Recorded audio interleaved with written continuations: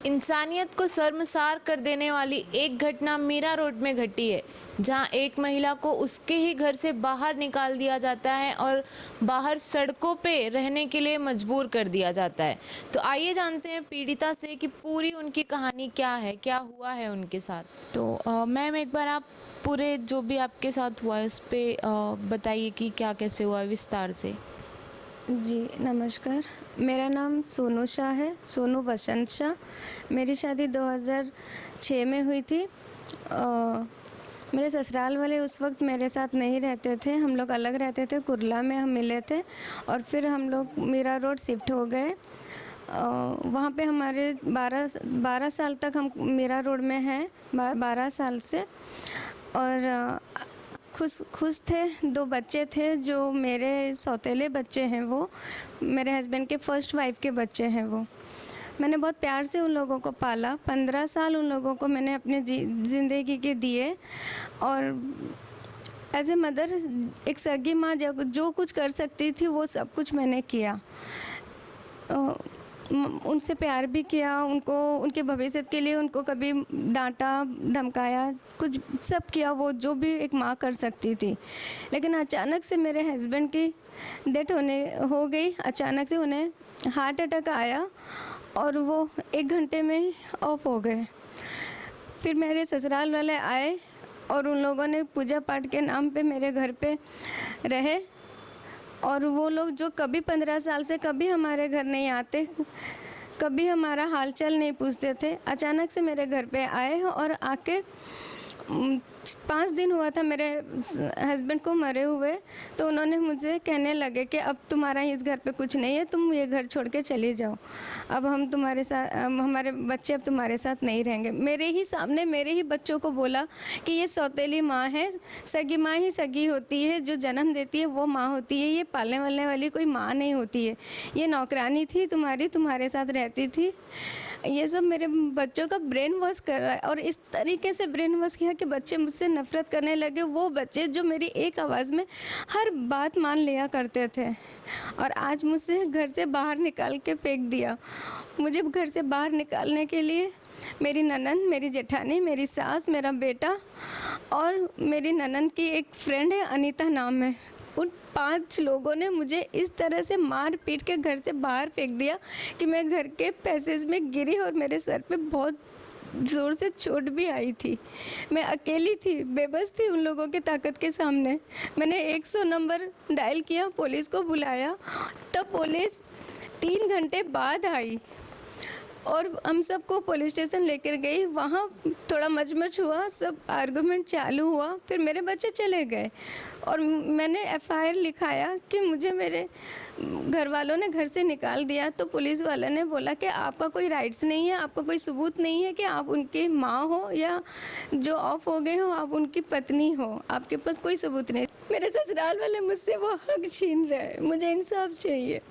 मैं तो उस वक्त ही मरने का फैसला कर लिया था और अपने ग्रुप में डाल दिया था कि मैं मरने जा रही हूँ। अचानक से किसी ने मुझे रूपा जी का कांटेक्ट दिया, बोला आप इनसे बात कर लो। मैंने रूपा जी के फ़ोन लगाया, उनको बोला, अपनी बात बताई, तो उन्होंने बोला आप आ जाओ मुझसे मिलने के लिए। अगले दिन मैं उनसे मिलने को गई, उन्होंने मुझे सारी बात सुनी और पुलिस स्टेशन लेकर गए मेरा एफआईआर लिखाने के लिए। वहाँ भी बहुत आर्गुमेंट होने लगा। फिर रूपा जी ने एफआईआर लिखाने के लिए ज़बरदस्ती किया, तो इंस्पेक्टर सोलंकर जी ने बोला कि आपके स्टेशन डायरी आपके नाम पे लिख देंगे। उनको डराया गया रूपा जी को, लेकिन रूपा जी डरी नहीं, उन्होंने मेरा साथ दिया। आज अगर मैं ज़िंदा हूँ तो रूपा जी की वजह से। उसके अलावा मेरे समाज में जो मैं आपको बता रही हूँ, दिखाना चाहूँगी, ये हमारा समाज है, सिटी नाम से प्रसिद्ध है। इस समाज में ये मेरे हस्बैंड है, ये उनके पिताजी हैं यानी कि मेरे ससुर जी, ये उनकी माता जी हैं यानी कि मेरी सास, और ये उनकी पहली पत्नी है और मैं उनकी दूसरी पत्नी हूँ। यहाँ मेरा नाम लिखा है सोनू और यहाँ नीचे लिखा है पत्नी। मैं आपको बताती हूँ इन लोगों ने मेरे साथ क्या किया। पहले तो स्वीकार किया मुझे यहाँ पे बहू के रूप में, और जब मेरे हस्बैंड ऑफ हो गए बाद में इन लोगों ने मुझे इस तरह से यहाँ पे डाल दिया है कि मुझे मरा हुआ साबित कर दिया है उसी समाज में जिसका नाम है सिटी समाज, गुजराती समाज है ये। और कुछ फ़ोटोग्राफ जब मेरे शादी के टाइम पे मंदिर में खींचे गए थे, वो फ़ोटोग्राफ्स भी सब घर पे ही हैं। मैं आपको बता नहीं पाऊँगी वो, क्योंकि वो मेरे हाथ में नहीं है। तो इन्होंने 15 साल दिए हैं।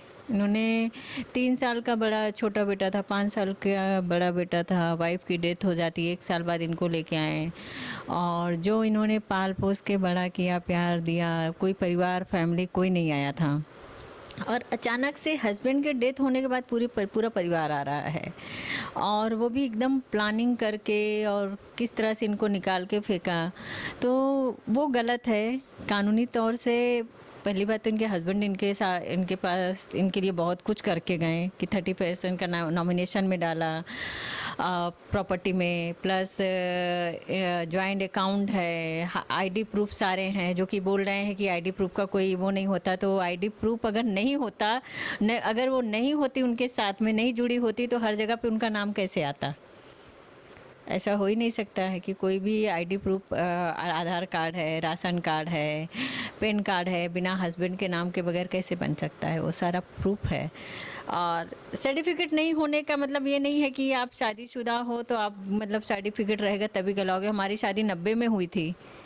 पहले के ज़माने में शादियां होती थी तो सर्टिफिकेट, आज भी गांव में शादियां होती है तो सर्टिफिकेट नहीं रहता है, तो क्या वो पत्नी नहीं कहलाएगी? ये गलत है।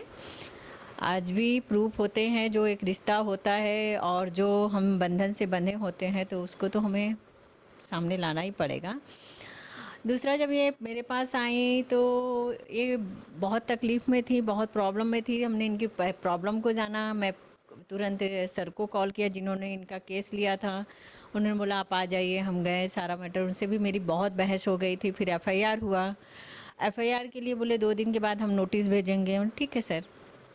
फिर वो बीच में हमने 2 दिन से 8 दिन 10 दिन हुए, कोई कार्रवाई नहीं हो रही थी। फिर हम कमिश्नर सर सदानंद दाते जी से मिले। दाते सर को सब समझाया तो दाते सर ने बोला आपको हमसे मतलब क्या अपेक्षा? हम कहा सर यही चाहते हैं कि जो एफआईआर हुआ है उसके ऊपर कार्रवाई हो। एक महिला 10 दिन से बाहर है, घर के बाहर, किसकी रिस्पॉन्सिबिलिटी? कोर्ट से हम लड़ रहे हैं, कोर्ट से न्याय आने में टाइम जाता है, तब तक वो औरत को रोड पे है, मार डाले, कुछ भी करें, उसकी जवाबदारी किसकी होती है? तो वो बोले हम आपकी पूरा हेल्प करेंगे। उन्होंने अपने विलास सानप सर को कॉल किया और विजय सिंह वाघेल, कनकिया पुलिस चौकी के जो इंचार्ज मेन हैं सर, और उन्होंने फिर दूसरे दिन मॉर्निंग में ही हमें बुलाया कि रूपा जी आप आ जाइए। इनको बुलाया, उनके फैमिली को बुलाया, और केस ऐसा हो गया कि वहाँ पे जाने के बाद वो लोगों ने इतना हंगामा किया मतलब पुलिस चौकी में कि जो रूल तोड़े। 8, 9, 10 लेडीज़ इंस्पेक्टर पकड़ते हुए भी वो लोग मतलब ज़बरदस्ती करने की कोशिश की। तो एफआईआर वहाँ पे दूसरा दर्ज हो गया। और इस बेस पे आपने सदानंद दाते जी का मैं धन्यवाद करती हूँ, विलास सानप जी का धन्यवाद करती हूँ, विजय सिंह वाघेल सर का धन्यवाद करती हूँ, और पूरे कनकिया पुलिस चौकी का धन्यवाद करती हूँ मैं, कि कहते हैं कि सत्य की जीत होती है। तो इनको मैं बहुत हिम्मत देती थी कि आप परेशान मत हो, सच्चाई की लड़ाई है, थोड़ा सा देर होगा लेकिन आपको न्याय मैं दिलाऊंगी। तो कल की डेट पे इन सबको अरेस्ट किया गया। किन किन लोगों की गिरफ्तारी हुई? जेठानी की हुई है, ननंद की, नंदोई की, दोनों बच्चों की, और एक उनके साथ में उनकी कौन फ्रेंड थी, नाम क्या था उनका? अनीता जी।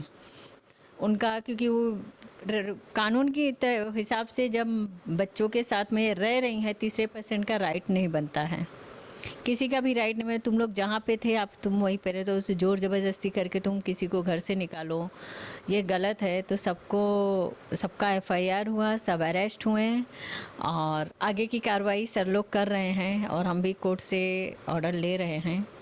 माता रानी चाहेंगे इनको इनका घर मिलेगा, इनका हक मिलेगा। इनको बोलती हिम्मत रखो, और आगे देखते हैं क्या होता है। तो जैसा कि आपने देखा मामला कितना संजीदा है, और रूपा शर्मा जी के आ जाने की वजह से पुलिस भी काफ़ी अच्छा मदद कर रही है उनका। हमारा भी यही अनुरोध रहेगा पुलिस से कि उनको जल्द से जल्द न्याय मिल पाए। तो आज के लिए बस इतना ही। मैं पूनम शुक्ला, कैमरामैन रफ़ीक खान के साथ प्रथम न्याय।